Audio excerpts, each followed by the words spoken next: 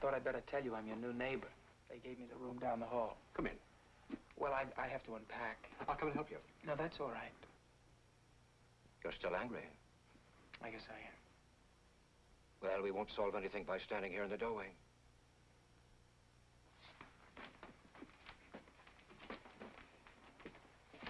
I suppose I sounded rather callous this morning about Rita and Norman. But your brother plunges into everything with such enthusiasm, but he never stops to ask himself if it's more than he can handle. It won't work, Rod. It can't. This marriage is just a big game to Norman. You'll be the wife, and I'll be the husband. And we'll live on gumdrops and kisses.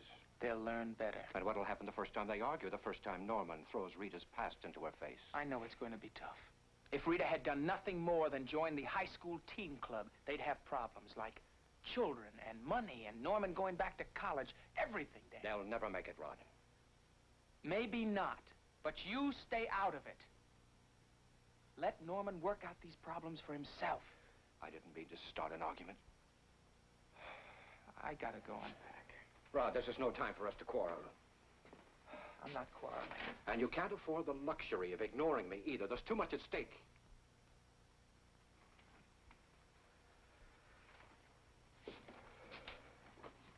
Stephen seems to think that Father will be putting Stella Chernak on the stand very soon. Well, we always knew that that was going to be a big part of his case. Her father lost his job at the mill. Schuster had to fire him. Had to? He had no choice. I understand that Chernak went wild and smashed up some of the machinery. Does Grandfather Peyton know about this? Yes. And he backed Schuster up? He had no alternative, Rod. Yes, sure. Now, look, I'd have done the same thing in his position. If a man's to be respected, he's got to show courage and decisiveness. Now, look, Rod, I think this is going to be much better for your case that your grandfather did this. Nothing's simple anymore, is it? A man can't even sneeze in this town without everybody wondering how it's going to affect my case. It was a kid's thing, Dad. A kid's thing. Two boys quarreling over a girl, and Big Brother had to go in there and straighten everything out. I got up on my charger, and I rode in, and I slipped on a banana peel.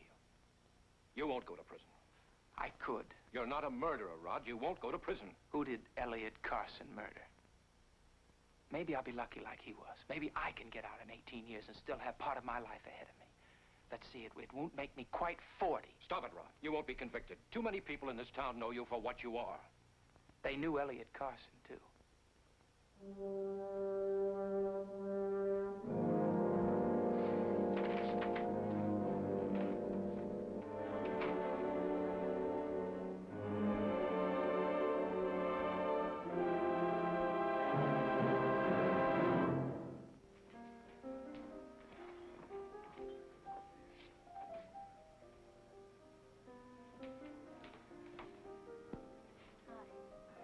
Hi. No, Stephen? He had to return a long-distance call. That's probably Lawrence. Well, he's the private detective that's checking on Stella's background. No, I'm afraid it's about another case. You mean the world doesn't revolve around Rodney Harrington? What's the matter, Rod? Hmm? You're knocking yourself. That always means something's bothering you. Oh, nothing unusual, just another knockdown drag-out with my dad. You know, when you want to feel like a hero, somehow you always feel like a bum. Parents always get the last word, don't they? You don't even have to say, you just know what it would have been. Would it surprise you to learn that Dad doesn't approve of Norman and Rita? Oh, what's so funny? Would it surprise you to know that I just had words with your grandfather on the very same subject? Looks like we're both still in favor of marriage.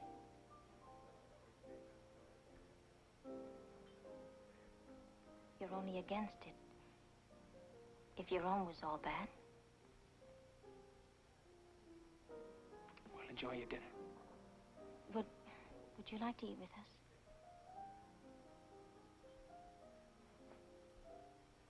No, I'm going to get some air. See you. Okay.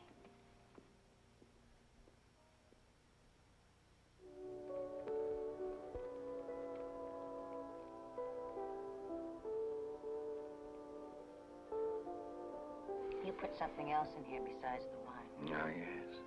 Lemon, cloves, cinnamon. Something else. Magic dust.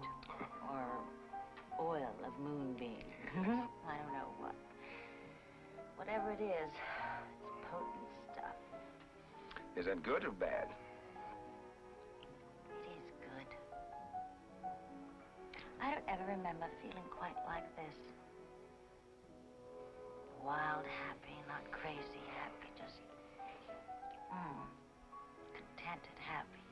Sit by the fire happy. You what?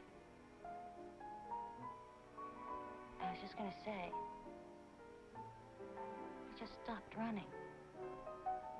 I don't know from what. Words just came into my head. At one time or another, we all run from something. Yes. Where to? Out of the frying pan into the fire. Are you talking about yourself? I don't know, Mike.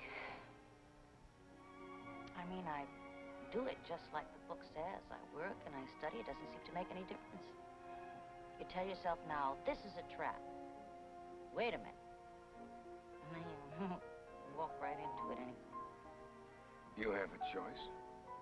If you really believed that, I wouldn't be here. When I said, may I come in, you would have said, no, Stella. Sorry, I don't want to be involved. We're not talking about the same thing. Yes, we are. The trap is loneliness. You can't. No one can go it alone. So you reach out. You see the danger, don't you? But you reach out anyway. And like Tar Baby and Brer Rabbit, the minute you touch, you get mired down in them and their misery and their pretension. Well, you don't have to get mired down in it. You can help someone else out of it. How do you help a man like my father? By taking away his lies, he wouldn't permit it. He wouldn't survive it. I wouldn't be too sure of that. I am sure. I've known it ever since I was a child. And Mama knew it, and Joey, but we never admitted it to each other. It was a special Chernak language. Papa wasn't drunk, he was sick. We never said, this is a self-defeating old bum. No. He was a victim of Leslie Harrington. Even the money that I took to go to college, we called it Papa's savings. It wasn't. Every cent of it was Mama's. Saved nickel by nickel, scrubbing other people's floors, ironing their clothes, cooking their dinners. It was Mama's savings. She lied about it. We lied right along with her. To save his pride. To win a smile from Papa. Instead of a smack in the face. You tried to buy his love.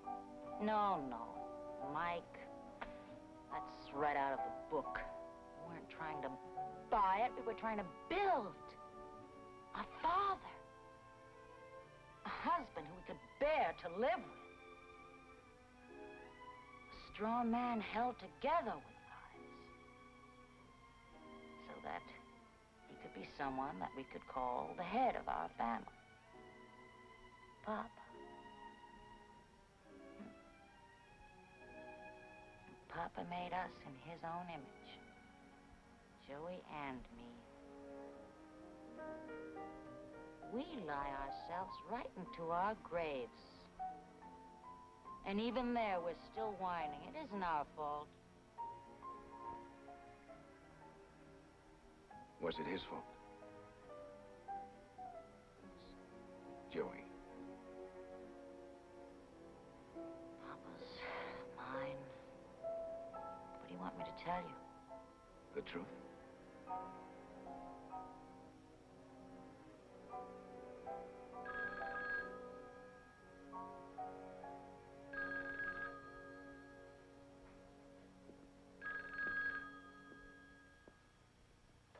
Hello?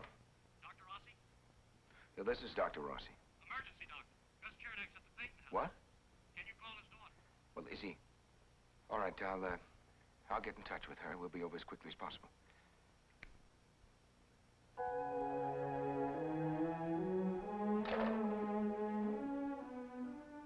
That was the police. Your father got out of the hospital. Where is he? He's at Mr. Peyton's house.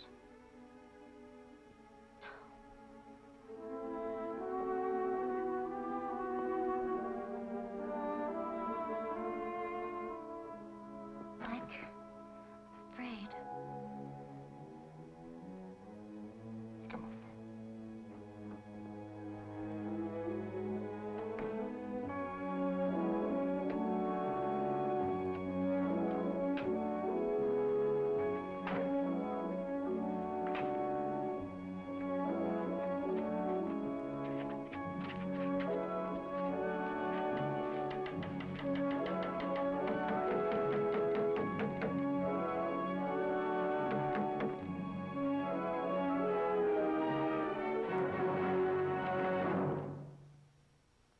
Preview from the continuing story of Peyton Place.